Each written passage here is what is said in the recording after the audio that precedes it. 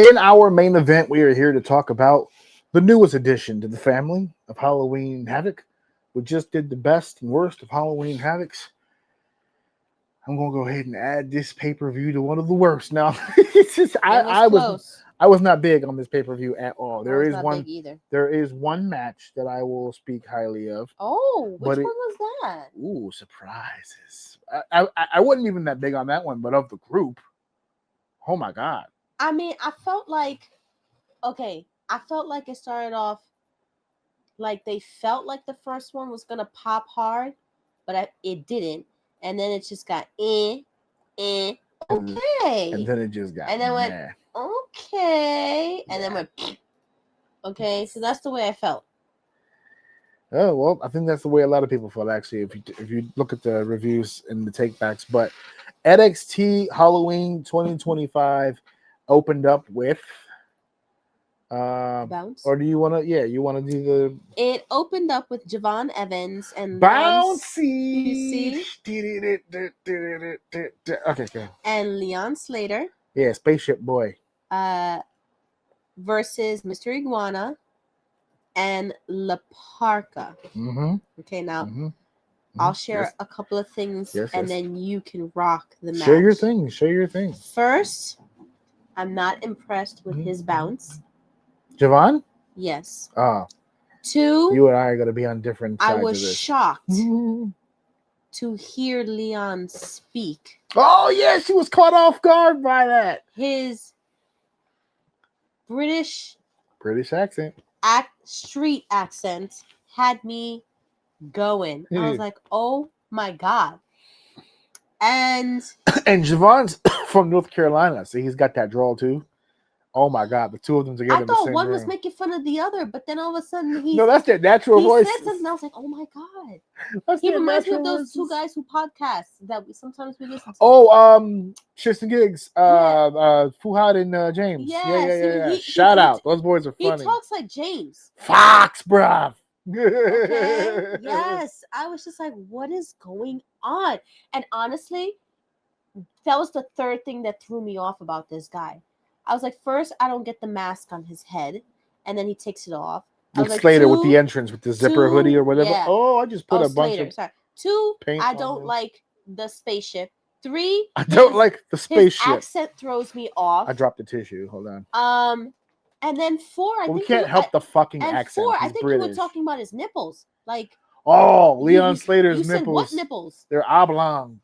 They look like spaceships. I was wondering if that's maybe like why he was doing the UFO thing. It was I didn't really. I don't want to nipple shame though. I didn't like the match, and I thought the two of them together, people overhyped that match. I didn't like it. You might talk about the Bound for Glory match they had. That and this one, I don't like it. Well, this one, I liked the Bound for Glory match. I didn't like this one. They were matching. They were matching gear. How about that? Okay. Tag team. So, 2 people from 2 different companies apparently forming a tag team outfit. Yeah, not only having a tag team outfit or having a tag team match, but later on the show they set up that these two might compete for the tag team titles together, despite being from 2 separate companies. Is that a first? I'd have to look into that off the top of my head. I would think yes, but I might be missing something. That's kind of... To be legally contracted to another company and still team up to win tag titles for another company is weird. I don't know. I know. I don't know. I don't think it's ever been done. I'd have to think about it. We did that trivia thing before, like ECW. We did that thing about ECW champion losing to a WCW guy, but then losing it to a WWE guy, only to lose it to an ECW guy at the end. Yeah. Yeah. So we've had weird shit before, but I gotta check that. Yeah.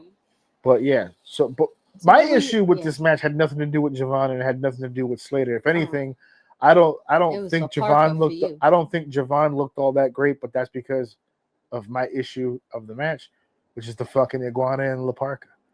I don't like either one of these motherfuckers. Neither of them. La Parka in particular. Like I don't like Iguana's gimmick all that much, but I'll give him credit. He works it well, and he's not completely the shits. He just gives them. If not for the face paint, by the way, I should have put that in the description that I'm also not. Oh, you know what? I'm just realizing now? I didn't change this. We're talking Halloween Havoc 2025. Not only am I not Alpha, not only am I not Yoda, or any Gumby or any of those. I'm not Mr. Iguana either with the black and the Oh green. yeah, he's not Mr. I'm also not cosplaying as Mr. Iguana. But I grew up with the original Laparca, and I loved that gimmick because I felt like there was so much emoting that was natural without the talking. He talked from time to time, but I don't know. He just seemed jovial. Maybe I was just because I was a kid. As an adult, this tall, lanky version of it doesn't fucking do it for me. And he doesn't look like he can wrestle very well either. I'll give Iguana that. At least he can move around and take bumps and all that other stuff. All the big shit he took, Iguana, including that finish, that 450, the Swanton 450. So I'll give it to him. I think I said it before the match. I like the idea of the two of them together as a tag team. They can do some really cool shit. Unfortunately, not against these guys. And I'm sorry. I posted the other day that I don't know if it's because of the WWE's involvement or because it's become easier to get a hold of. But I've been watching a lot more AAA since the buyout. Mm-hmm. I'm not impressed with a lot of the fucking people that are there. I'm not. There's a reason I guess I hadn't watched it in years. I used to watch it a lot back in the day when I used to hang out with my old friends, that old circle, when we used to watch all kinds of shit. And I enjoyed a lot of shit back then.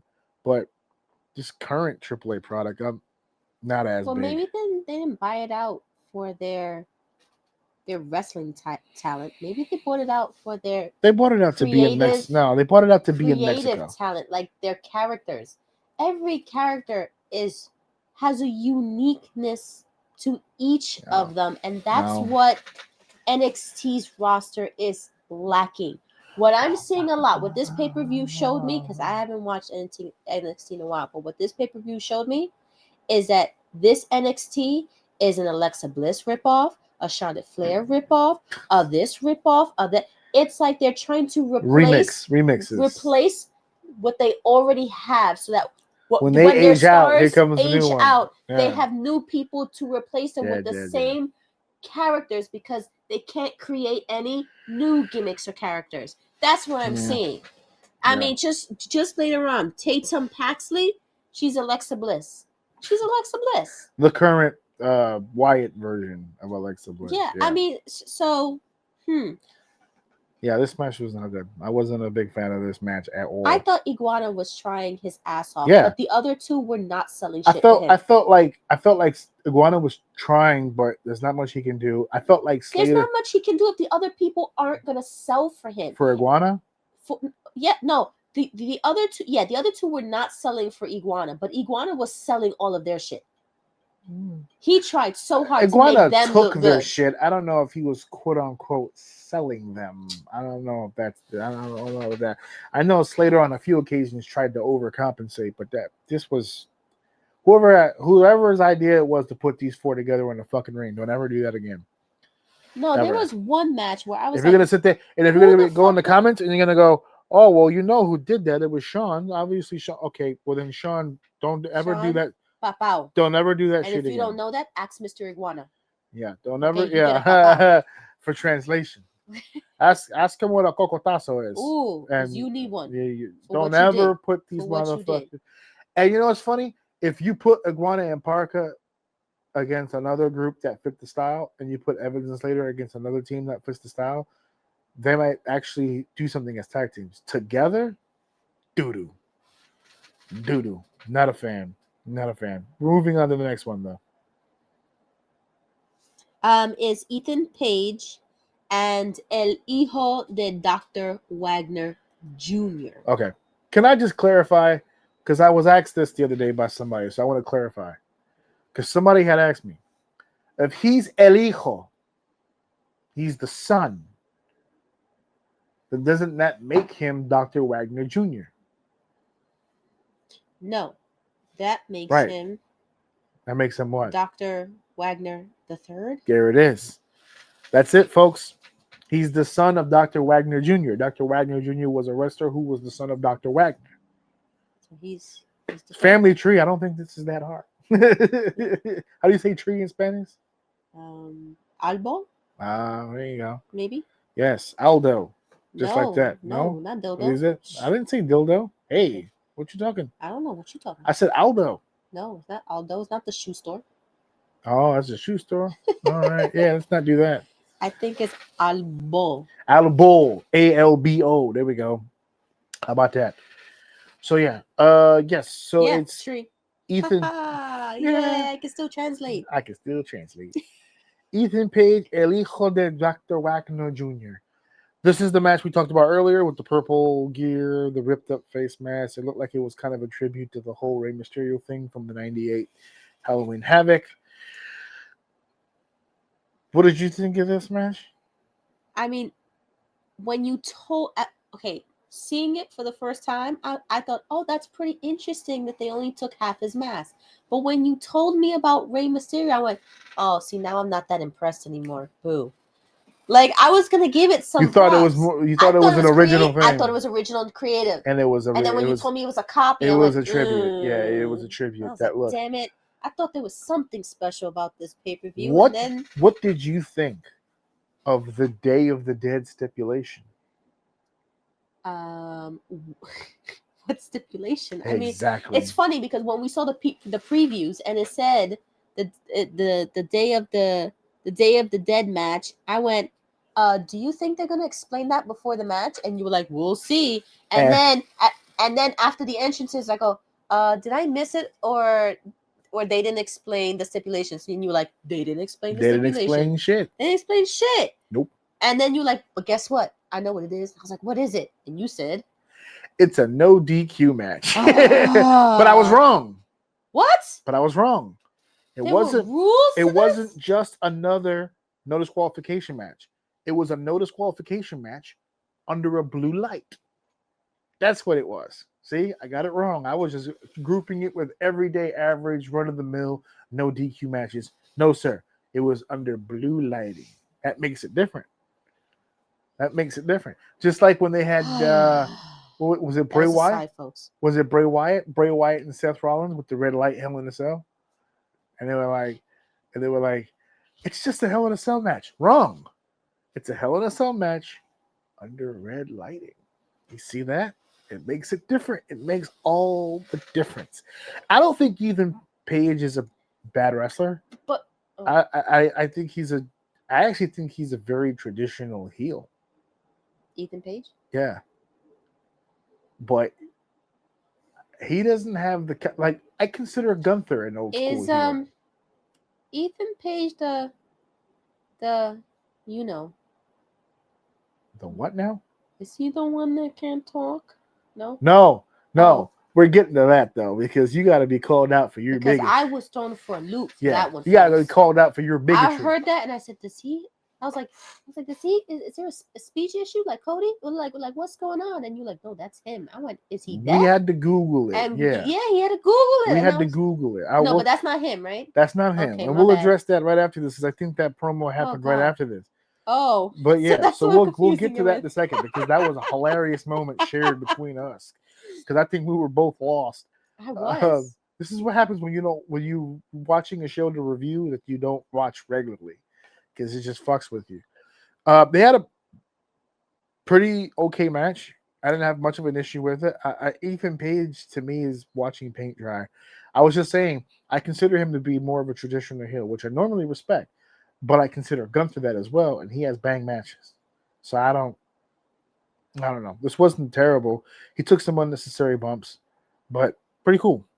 It was all right. So you thought this match was all right? This match was all right. All right, folks. Didn't wake anybody up, though. That match is still coming. No, I told you. It did. I told you it was Didn't wait anybody. So before we get to that next match, let's take a second to fucking talk about what you just mentioned a second ago, which was, I thought I heard wrong. So Miles Bourne, right? That's who we were talking about. Miles Bourne. They did a thing with Ava in the back where he was talking about wanting a match with Josh Briggs, and he was interrupted by Tavion Heights. Before the interruption, though, when he was just talking to Ava, it just sounded like a regular person talking. He did. And then all of a sudden, when somebody came in the room, he got louder, but he got... everything coming out like this. Yeah, it came out really jumbled. Oh, my God. And I said out loud, did he just have a fucking stroke? What happened? I thought I thought something fucking like a capillary went off in his brain or something. I said, what is this? I was like, and then you mentioned it. I was like, is he deaf? Is he deaf? Is he yeah. deaf? It sounded like he was deaf. I was making a joke. And at then first. I remembered there was something to him, and I Googled it to confirm. And yes, he's there's like a high percentage of deafness. Like he's got like a hard of hearing thing, where he's like legitimately like legally disabled. Because half the match is speaking, like you're listening and speaking. That shouldn't be half the match, but you're right. Yeah. And is he gonna have that fluidity in his matches if he can't talk? So that's a huge disability to get over. And it's not a physical. Well, would you consider that physical? Obviously, it's a physical part of his body. Yeah, a physical disability, but not like no leg or no arm, not something like that. No, but loss of hearing affects equilibrium and coordination. Like he has to speak, I got that one from my master class. Hear. Yeah, you have to be able to hear what somebody says, and if you suggest something, you have to hear whether or not they want to do it or shut up. No, like one or the other. That's why a guy like that can't have a complicated moveset. That, and whenever you have someone who's in the ring who's hard of hearing, and you have to really go over your match beforehand. We used to have a guy like that here in New York. Remember Hush Holiday? No. He doesn't wrestle anymore, but in the early days when my career started, he's completely deaf with ASL and signing or whatever. And we used to train with him, and he used to do all the physical stuff. But when it comes to matches and communication, you have to really go over it first. You have to go over it, but also, you know how even if you go over a match, sometimes you forget, right? You'll be in the heat of things, and you're like you're lost. For people like that, I remember one of the coaches that we were working with. I forget who it was. You have to sell and you have to work big. So if you need him to hit you, you have to open up, so it lets him know, oh, I gotta fight back. This is my hope spot, or whatever the case may be. So like you have to work it really, really different. So I hope somebody is working with him at the PC and trying to figure that out. He was a part of that NXT versus TNA deal. That's a lot of training. So I'm just saying, that's a lot of training, and that threw me off guard. So the first thing that threw me off guard was Leon Slater's accent, and then this guy and his ASL accent. It killed me. It killed me. Dude. All right. I was having a moment there. I had the stroke. Okay. So did he just have a stroke? Okay, so the next match Nothing 3, against people who are deaf. Okay? Or people who have strokes. I was just shocked. There's nothing wrong with it. I was shocked. I was taken aback. I was because I thought he was speaking regular at first, and then he hit me. My flabbers were gassed. I didn't know what to do, son. I didn't know what to do. He spoke, and my brain melted. I didn't know where to go from there. Third match. But the third match was Blake Monroe versus Zarya, who was defending it for Rucka. And there you go. Yeah. They gave it to you. Finally. All those AEW people pissed off that Mariah May went to NXT. There, look, they gave you a championship. There you go. She's now ruler of the mid card for now. They're not gonna move her up anytime soon. They're gonna put her through. They're gonna listen. This isn't. Remember when TNA people would get hired by WWE? They go right to the main roster. Remember when WCW people get hired? They go right to the main roster. No developmental, none of that stuff. That's not happening at AEW. They know what they're getting from AEW. They see potential in people, but they know that the skill level's not there. They know. Because who's training motherfuckers over there? Nobody. So they want to make sure before you get to the main roster. The only person I think they may, if they ever got their hands on, they'd shoot straight to the main is MJF. That's it. Everybody else probably would have to go through that whole system as well. So let's stop bitching about that. Secondly, despite being in developmental, she still looked at pretty highly. She's been used with the top girl since she's been there, and now she's the NXT North American champion. So, do you think moving forward they're gonna have Zarya go against Blake again? Say, you know what, I'm gonna try again. I want a rematch to try to get the belt for Well, Soul. no. And then when Soul gets better, then she tries No. to go after her belt again. No, or say, I never because truly lost it, and then go directly for Blake. she could still do that. But she never really lost it. But remember, she had 2 belts? Mm-hmm. Okay. She had the speed belt, too. Yeah. So. But this wasn't for the speed belt. No, it wasn't. This was for the NXT Women's North American Championship. Allow me to move the conversation to this. What's today? Wednesday? We're recording this on Wednesday. To last night's NXT. The NXT that followed the pay-per-view. Oh, shit. Soul and Zarya were in Ava's office again. Oh, shit. Ava goes, hey, man, sorry to hear about that little situation, but look, you have another championship, the Speed Championship. You obviously can't compete to defend it, right? So on the next title defense, do you want Zarya to defend it for you again? Do you want to pick somebody to defend it? You know what she said? She said, I don't think it would be a good idea. Here, just take the belt. She relinquished the belt. And Zarya looked at her, looked at the belt, looked at Ava, what the fuck? And then she just walked off. Pissed. Insulted.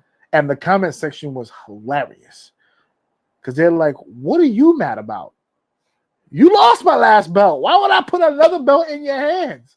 And then the responses would be, well, if that's the case, well, why just hand it then? Because if you hand it to Ava, it's guaranteed you lost the belt. Yeah. At least with Zarya, there's a chance. You have a chance that you to retain. But it was like the disrespect. That's what they felt like it was disrespect, because it's like you have a better chance with her defending it than just handing it over. That was being petty. To do that shit right in front of Zarya, just like, you know what, just take the belt. Yo, when Soul comes back, she's gonna have a lot of people to deal with. Good. Okay, she's gonna go against Blake, and then Zarya's gonna do the run in and stop Soul from winning the match because she pissed her off. There you go. The match itself, wasn't overly impressed with this. Then again, I'm not overly impressed with Mariah May or Blake Monroe or whatever. In that feud that made her with Toni Storm, I still feel to this day that Toni Storm carried everything. I don't really feel like she did much in that feud that stood out to me at all. Toni Storm was the star of that from beginning to end. She held her weight. She did her job. I don't think she was a standout. So now we're going to see now if she can stand out without Toni. Now she has to lead the division. So let's see. The next match is where I was like, okay, things are moving along. All right. It's picking up speed. I enjoyed the next match. I thought it was way better than the first 3 matches. Mm-hmm. Took me a long time to get there. Not that it exactly got me there. So close. Okay. But it was Tatum Paxley with Izzy Dame, Nico Vance, and Sean Spears against JC Jane with Fallon Henley and Lainey Reed. Sure, why not? Or is it Reed? I'm trying to see if it's in front of me now. And people were saying something about Izzy. Was Izzy in Tatum's corner or not? Like there was a moment there, and I must have missed something, but there was a moment there. Yeah. So first and foremost, I said at the beginning of this, there was the one match where I was like, okay, there you go, that woke him up. It was this one. I think this was the best match on the whole card. Mm-hmm. as a hero of mine would say, that's faint praise, like being the nicest guy in prison.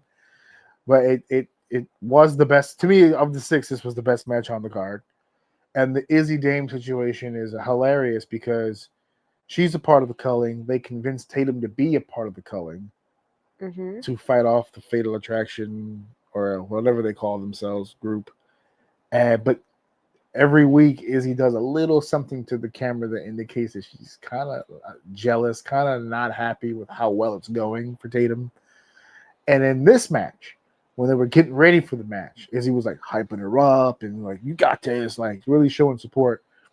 And then during the entrances, she was being the finish of the match where Izzy gets the belt and she slides into the ring and she's holding the belt up, and it's Izzy, then it's Tatum, Then it's JC. She gave the indication that she was gonna hit Tatum. Tatum moves out of the way. She hits JC. No. Did she hit JC or did she just? I don't remember now. I think she did hit JC. Mm-hmm. And then there was like a thing between Izzy and Tatum, and then Izzy got hit, drops the belt, and Tatum hits the fucking, what do they call it? Drive to the cemetery or whatever. Mm-hmm. That little inverted SOS that she does. She hits it, bang, 1, 2, 3, new champ. When she wins the belt, Izzy's on the outside looking in, and the guys are going nuts. She wins the belt. She brought the belt to the culling, and Izzy had this very neutral face. Then she slides in the ring. They hug, still neutral, no emotion. She picks up the hand or whatever, almost reluctantly. Then later, when they did the interview with the new champion, she's putting over, I've been working so hard and blah, blah. And the guys put her over. They're like, Tatum, we're so proud of you. You did a great job. You brought the belt to the culling. Now we're in a power position. They got plans. And the interviewer goes to Izzy and goes, Izzy, we noticed that, you're changing demeanor. What was your plan with the belt? Like, you had the belt in your hand. What was the plan exactly? Who were you trying to hit? And Izzy goes, come on. We don't need to make this a whole thing about me, okay? This is not my night. It's Tatum's night. Tatum is the champion. Let's talk about Tatum. Like, trying to get away from what she was trying to do. They played it perfectly. Like, every step of the way, there was, like, little seeds planted that there's going to be something between Izzy and Tatum at some point. So it was good. They told a good story. The match itself was physically good. It was there. We did say, hey, they're in developmental, and they should be in developmental, but they're not bad. They're not bad. That was probably the best JC Jane I've seen in a while. It was just good. They were hyped. They were into it. The two ladies were into this match. They really wanted this match to be good. It made people look up from their phones. Yeah. Okay. Yep. Or their ebooks or whatever it is they were looking at. The next one was Dark State, with Dion Lennox, Osiris Griffith, with Cutler James and Saquon Sugars. Oh my God. Versus the Broken Hardys, Brother Nero. No. Well, considered Brother Nero and Broken Matt Hardy. So that's what they were portraying. Wonderful. Best part of the match, the Broken Hardys entrance. And it was an NXT Tag Team Championship. And it was a Broken Rules match, which again, did they explain Broken Rules match? It's a no DQ, which really means it's a handicap match, 4 versus 2. To be fair, that match earlier, Day of the Dead match, first time ever. That should have been explained. This is like the 11th Broken Rules match for this team. So if you know, you know. They should have explained it too. That's not an excuse. They should have explained it. But of the two, it's new on NXT.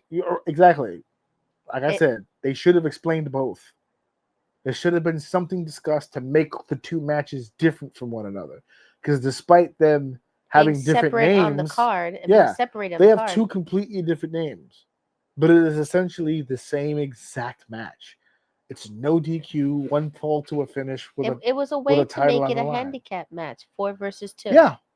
For the record, it was 4 versus 2, and the 2 was winning the entire time. The 4 just kept getting washed the entire time. For real. While holding the belts, they were all going. Can I just say this? I didn't know the names of the Dark State guys before that match. And you still don't. And you don't care. And I actively refused to learn it after. And until I saw the Wikipedia page where it named them, I didn't know what their names were. Who cares? And remember what I said during the match when I said Tweedledee, Tweedledum. No. I said, I don't know their names. And I don't feel the need to learn them because I don't think they'll be here for very long. These 4 are trash. There was one that didn't know how to sell for shit. You were noticing him a lot. It was a pet peeve of what he was doing that just irked you. Because I see it in schools, wrestling schools all the time. Which is no crowd work, no facial expression.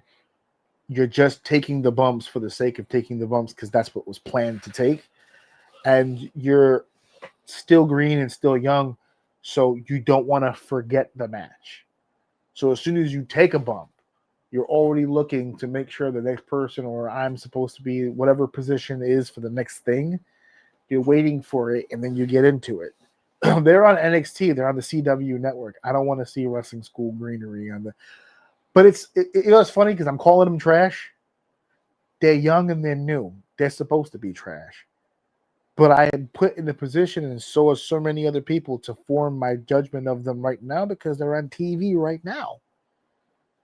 Send them to the fucking PC. I don't know who got it in their head that they were ready for this. Because they were in there with 2 senior citizens. And the senior citizens, because their bodies are at least where it needs to be. Who? The Hardys? No, the other 4. Their bodies are where it needs to be. Everybody in that they're company not big, has some form fat, of a body. They have abs. Some form of a body. All 4. Everybody. And that's the criteria they fit to be on TV right now. Yeah, well, the work's not going to hold up. There's nothing. There's nothing. It's not. There's nothing. It was fun seeing the Broken Hardys. It was fun. By the way, this is their second. Matt Hardy. This is their second match. They had a match at the last thing that they did when the Hardys won the tag titles the first time. They beat them for the tag titles. This was the rematch. That match had no tables or chairs, or as I would call them, crutches. There were no crutches in that match. It was just a tag team match, and it's even worse. But it was fun to see 2 Swanton bombs. Crouton City. It was fun to see classic Hardy Boy tag team maneuvers. Delete. It was fun to see his delete. Fun to see. And it was fun to see them in their moment, but everybody else was whack. The Hardys in their element. The Hardys saved that match. It would have been worse had Ethan Page been in it. Oh my God! The death.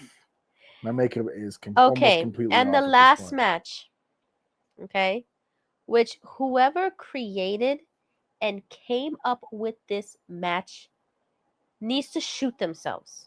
You mean who structured it? Who put it together? Who structured it needs to shoot themselves in the fucking head. So Ricky State. Hey, I don't think we can say that on the show. Versus Trick Williams.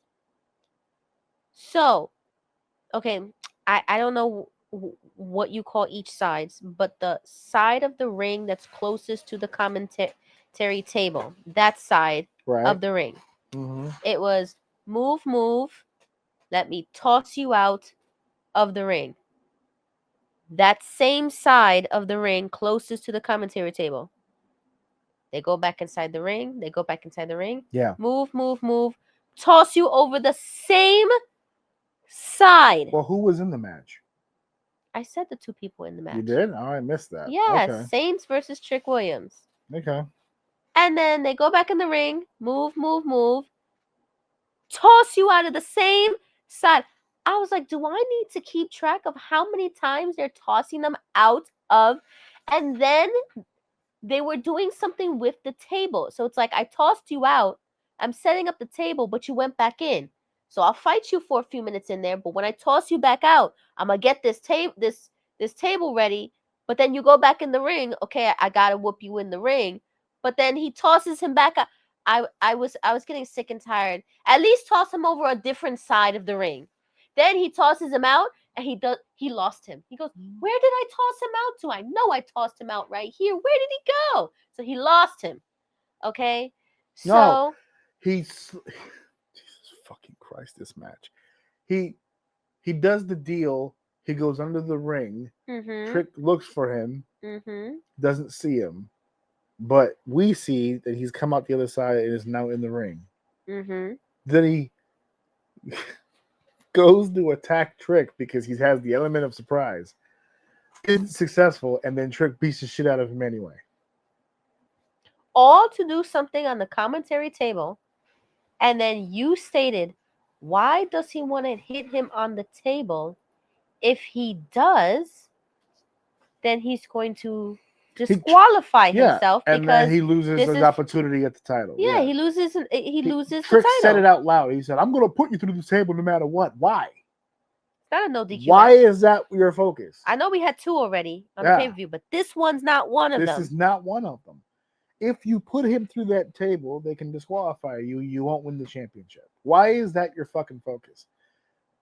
Even as the heel, you're the larger, stronger of the two, more experienced competitor in the ring. Why are you determined to put him through the announce table? To the point where they kept going back over and over and over. It was fucking mind-boggling. I couldn't figure it out. It was stupid. And then, okay, this is what really got me. Is he tossed him out, right? He tossed him out. Right. He goes back in, and then he looks at him like, who's he? Trick looks at him, and he goes, why are you in there? And then he goes in there, does something, tosses him out, and then we realize that Saint forgot something, that he wasn't supposed to go back in the room. That's what it and they looked were like, trying to run it back. That he wasn't supposed to be in the ring. Yeah, he wasn't supposed. So they were running back. So there was an extra toss that didn't have to be in there. Okay, so they ran back the toss to do whatever they were going to do, and whatever they planned on doing, I don't think they fully did what they wanted to do. Yeah. That's the story of this whole match. It was terrible. I've already said it on the show a bunch of times. It was 16 minutes of garbage. I've already said it on the show a bunch of times. I'm not gonna rehash this. I'm not a big Ricky Starks guy.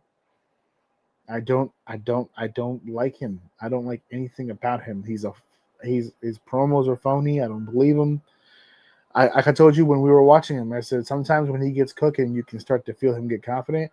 But as soon as something rattles him or gets in his head, he just starts screaming and yelling, and it's just a mess. I don't like that. This was the worst Trick Williams match I've ever seen. And I don't think he's the greatest either, but Jesus fucking Christ. I've seen him in some fucking... I thought him and Santana was dope in comparison to this. I was like, Jesus Christ. This fucking thing... And I have it here. Hold on a second. This was a TV show. No, it was on Peacock.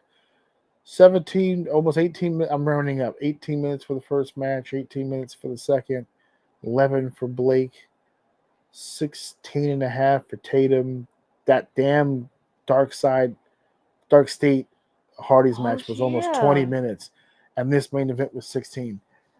This show dragged. It did. I was saying for those first three matches. We saw it in sections. It still didn't fucking go every by. match. I was like, honey, there's at least 3. 1, 2. No, there was at minimum 3 for each and every single match. I knew that the moment they hit the third, the match was about to be over. The minimum of 3. My second pet peeve of this whole entire pay-per-view is that it should have been 5 minutes less for each of the first 3 matches. They went too long. First match, 17 minutes, should have been 12. Second match was 18 minutes, should have been 12. Third match was 11 minutes, should have been 8. Okay, the 16-minute one, it was all right. The 19 minutes with broken with the Hardys, I can it was make all an right. argument that is, despite the Tatum, Paxi, and Jason J. Mance being good, I would have cut from that. There's some stuff there that I could have did without. No, I liked it all. And then the last one, 16 minutes. If it wasn't for that botched throw off the ring, it would have been 13 minutes. Forget the time on that main event. I don't need him. I don't need that motherfucker. It was too long. Champion. It was too long. It was too long. I can't think of an NXT champion who won the belt, and I looked at him and I went, ugh, why? I can't think of one. But him, you feel like, ugh, why? I said, ugh, why when he won it? Oh. 1, 2, 3, he held the belt. He beat Oba Femi for one of the most dominant champions they've ever had. And this little dude walked in there. Maybe he kisses Sean's ass. I don't think Sean knows him like that. This is a Cody Rhodes hire. He's I don't know. I don't know what Cody sees in him. I don't know what people see in him. I don't get it. I don't like his promos. I don't like his in-ring style. I don't like jack shit about him.